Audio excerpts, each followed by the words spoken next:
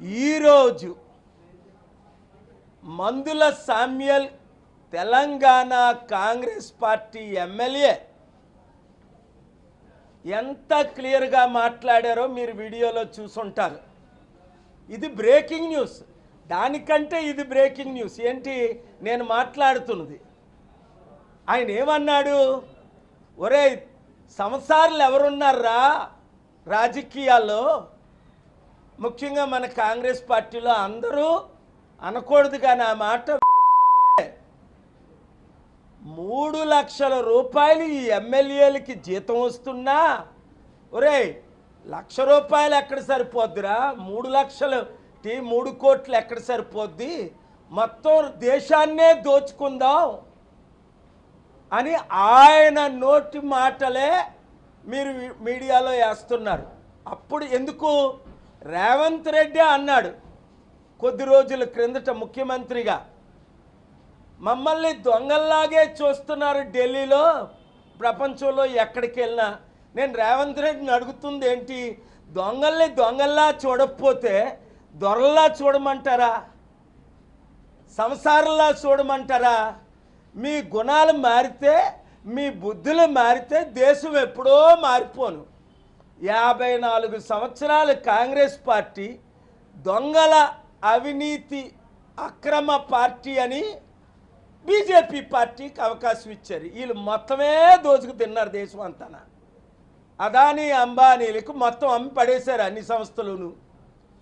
మార్పు రావాలి. ఆ మార్పు రావాలి అంటే ఓటర్లందరూ ఇప్పుడున్న ఏ పార్టీకి ఓటేయకూడదు. ఒక్కొక్కరు 100 మందికి 1000 మందికి చెప్పి ప్రజాశాంతి పార్టీని గెలిపిస్తేనే తప్ప ఈ దేశం మారదు, మన రాష్ట్రాలు మారు, మన చట్టాలు మారు, మనకి అభివృద్ధి రాదు. If you want hope, there is hope. Change is needed. Dr. K.A. Paul, who is highly respected all over the world, including this last week, every powerful leader of America extended their support to me and through me to our country as a nation. అందుకనే ఇప్పుడైనా 7569441275కి దేశాన్ని ప్రేమించిన వారు, మిమ్మల్ని, మీ పిల్లల్ని, మీ మనవల్ని ప్రేమించిన వారు, లక్షల కోట్లు అప్పు తీర్చి దేశాన్ని కాపాడదామన్నవారు, ముఖ్యంగా మీడియా వానర్స్కి వార్నింగ్లు వెళ్తున్నాయని ఒక వానరే చెప్పాడు నాకు.